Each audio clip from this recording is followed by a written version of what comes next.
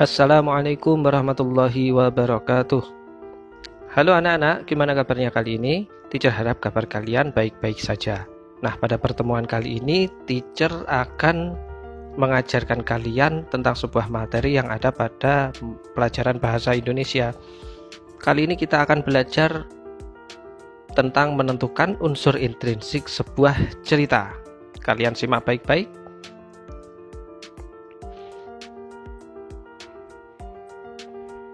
Kita akan membahas materi tentang unsur intrinsik, yaitu yang pertama adalah pengertian unsur intrinsik, dan yang kedua adalah unsur intrinsik dan penjelasannya, dan yang ketiga akan ada latihan. Oke, langsung saja. 1. Pengertian unsur intrinsik. Unsur intrinsik adalah unsur pembangun cerita yang berasal dari dalam cerita itu sendiri. Jika diibaratkan sebuah bangunan, maka unsur intrinsik adalah komponen-komponen bangunan tersebut. Salah satu poin saja hilang, maka bangunan tersebut akan roboh. Begitupun dengan unsur intrinsik. Jika salah satu unsur ini hilang, maka karya tulis tersebut tidak bisa disebut sebagai cerita.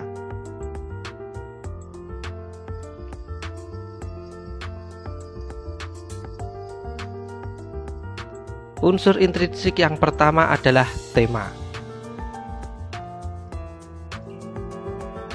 Dan yang kedua adalah tokoh dan penokohan. Dan yang ketiga adalah latar setting. Selanjutnya plot, alur dan pengaluran.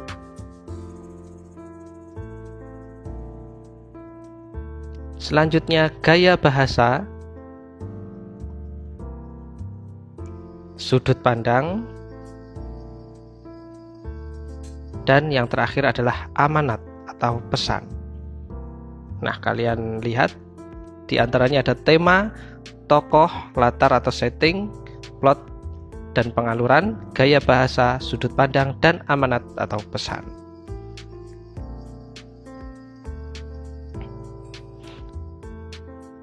Unsur intrinsik dan penjelasannya. Yang pertama adalah tema. Tema merupakan gagasan utama yang menjalin struktur cerita, persoalan peristiwa-peristiwa yang dibawakan pada suatu cerita. Misalnya, tema cerita dapat bertema cinta, kedengkian, manusia, filosofis, cerminan sejarah, maupun tema sosial yang menjamah persoalan-persoalan kemanusiaan.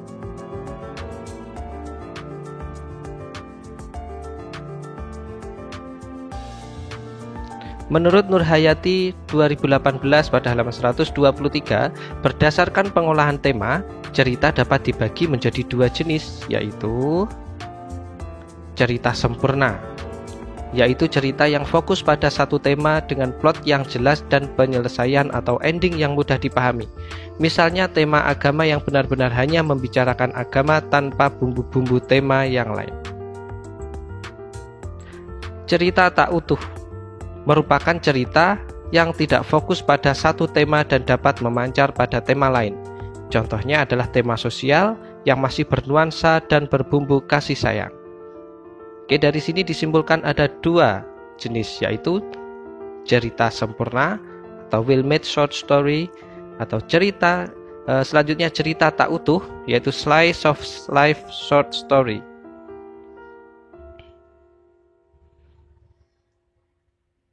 Selanjutnya adalah tokoh dan penokohan. Tokoh adalah pelaku-pelaku yang terlibat dalam cerita dan peristiwa dari suatu cerita. Tokoh adalah karakter yang menjadi pembawa pesan hingga amanat yang ingin disampaikan oleh penulis. Tokoh dapat memiliki berbagai sifat dan karakter berbeda tergantung dari kebutuhan cerita dan peristiwa yang ada dalam cerita. Sementara itu, penokohan adalah cara penulis untuk mengklasifikasikan jenis karakter atau sifat seorang tokoh yang ingin dibangun. Beberapa penokohan yang dapat dibangun dalam suatu cerita adalah tokoh antagonis, protagonis, dan sebagainya.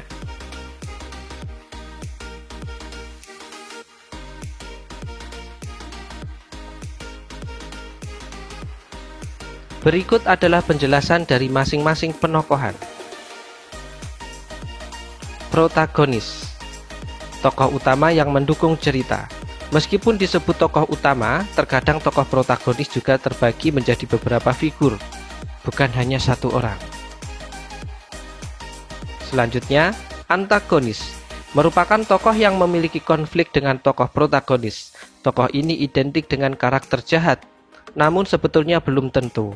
Intinya, tokoh ini akan memiliki watak, pemikiran atau ideologi yang terbalik dari tokoh protagonis. Bisa jadi protagonis dalam karya prosa justru berwatak jahat atau netral. Yang ketiga adalah tritagonis, yaitu tokoh pembantu, penengah, atau penyangga, baik untuk protagonis, antagonis, maupun cerita secara keseluruhan. Disimpulkan ada 3 ya. Yang pertama adalah protagonis, yang kedua antagonis, dan yang ketiga adalah tritagonis.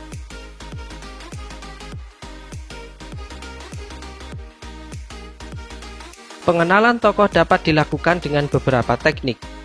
Berikut adalah beberapa penjelasan mengenai berbagai teknik pengenalan tokoh dalam cerita.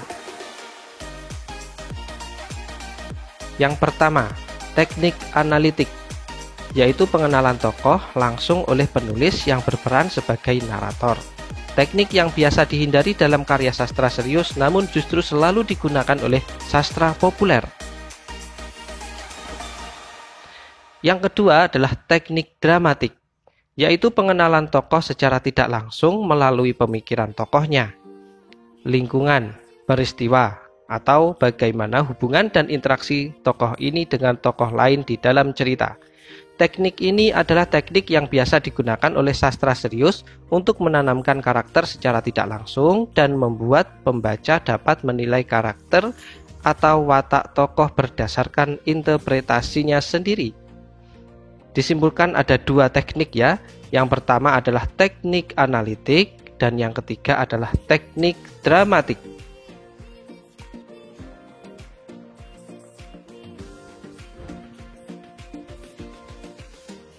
Selanjutnya adalah latar atau setting. Latar adalah tempat, waktu, hubungan waktu, lingkungan dan keadaan budaya dan sosial dari tempat tertentu yang melatar belakangi terjadinya kisah dan cerita. Kapan cerita dalam cerita terjadi, misalnya di masa sekarang, atau justru di masa sejarah, bahkan prasejarah. Kapan suatu peristiwa terjadi, apakah di pagi hari atau siang hari, bagaimana keterhubungan waktunya dengan masa kini.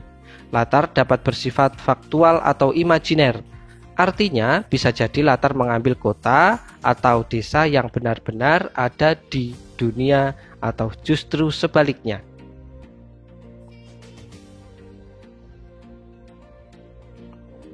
Selanjutnya adalah plot, alur, dan pengaluran. Plot, alur, atau struktur adalah bagian-bagian yang membentuk suatu cerita dan kisah dari suatu cerita, novel atau prosa fiksi lainnya. Misalnya, plot memiliki pengenalan tema dan tokoh, awal mula konflik, puncak konflik, hingga bagaimana penyelesaiannya.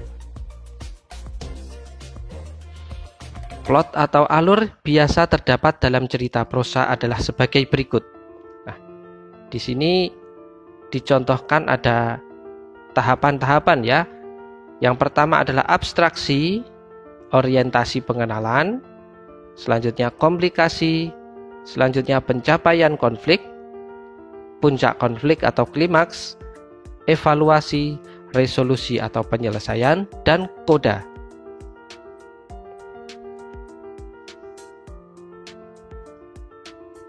Pengaluran. Pengaluran adalah bagaimana berbagai alur tersebut disusun. Apakah diawali oleh orientasi atau pengenalan terlebih dahulu atau justru diawali oleh konflik. Jadi pengaluran di sini berbicara tentang bagaimana berbagai alur tersebut disusun ya. Apakah diawali oleh orientasi atau konflik. Pengaluran juga memastikan bagaimana urutan peristiwa terjadi. Apakah dari awal hingga akhir atau yang biasa disebut alur atau pengaluran maju, atau justru dari masa depan lalu ke masa belakang atau alur mundur.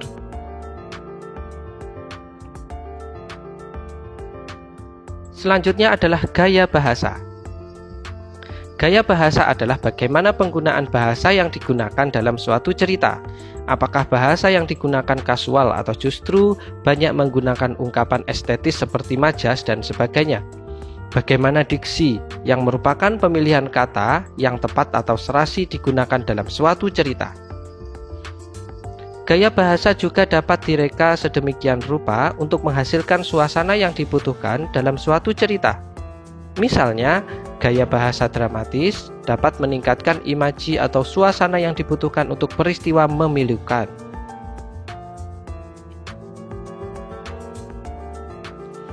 Selanjutnya adalah sudut pandang. Sudut pandang adalah dari perspektif atau kacamata siapa penulis menyampaikan cerita. Jadi terdapat beberapa sudut pandang yang digunakan. Sudut pandang pertama, menyampaikan cerita seakan penulis adalah tokoh dan menggunakan kata ganti aku. Jadi di sini penulis itu sendiri merupakan tokoh utama ya. Selanjutnya, sementara sudut pandang ketiga atau kedua biasanya menggunakan kacamata orang yang melihat atau menyaksikan dan menggunakan kata ganti dia, mereka, dan sebagainya.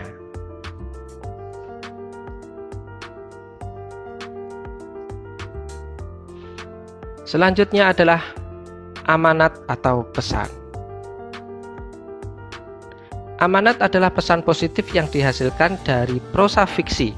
Amanat dalam cerita yang tidak akan disampaikan secara langsung, namun diperlihatkan dan digambarkan melalui berbagai peristiwa dan watak tokoh yang ada. Misalnya, terdapat tokoh baik yang patut untuk dicontoh, dan sebaliknya, ada pula tokoh yang wataknya negatif yang dapat dicatat kesalahannya agar tidak diikuti.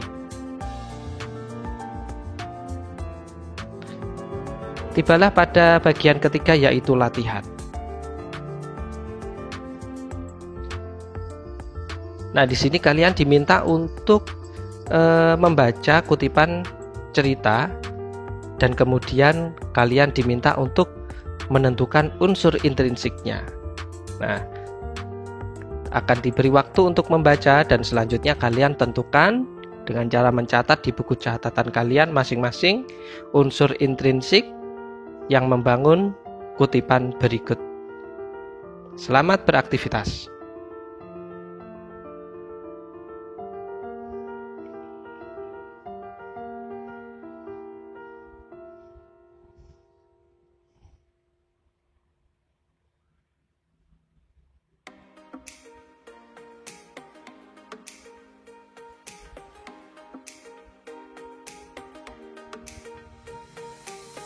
Tiba saatnya untuk mengakhiri aktivitas pembelajaran kita kali ini. Terima kasih atas perhatiannya. Apabila kalian ada pertanyaan, silahkan kirim atau tulis pertanyaan di kolom komentar. Wassalamualaikum warahmatullahi wabarakatuh.